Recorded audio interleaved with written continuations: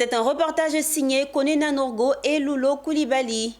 4 mois après la Coupe d'Afrique des Nations, Abidjan abrite la 3e édition du Salon africain de football qui s'est ouvert ce vendredi 28 juin.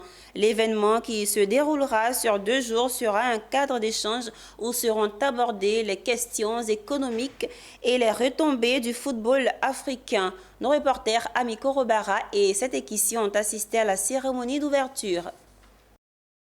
C'est par des rythmes retentissants du Cantico da Liberdade, l'hymne national du Cap-Vert, le pays à l'honneur, l'Abidjanaise et une démonstration footballistique que s'est ouverte la 3e édition du Salon africain du football au Sofitel Hôtel Ivoire ce 28 juin. Sous la thématique « Économie sportive, impact de la CAN 2023, quel bilan ?»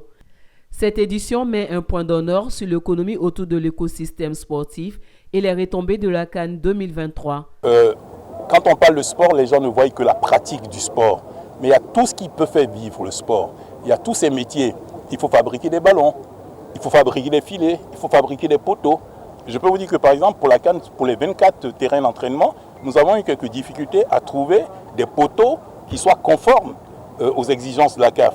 Alors que nous avons suffisamment d'artisans, nous avons suffisamment de personnes ici qui sont capables de le faire.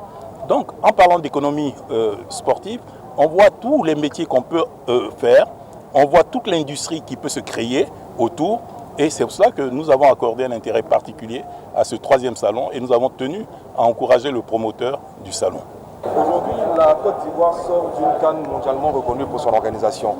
On ne peut pas sortir d'une telle CAN et ne pas se pencher sur, en quelque sorte, un bilan.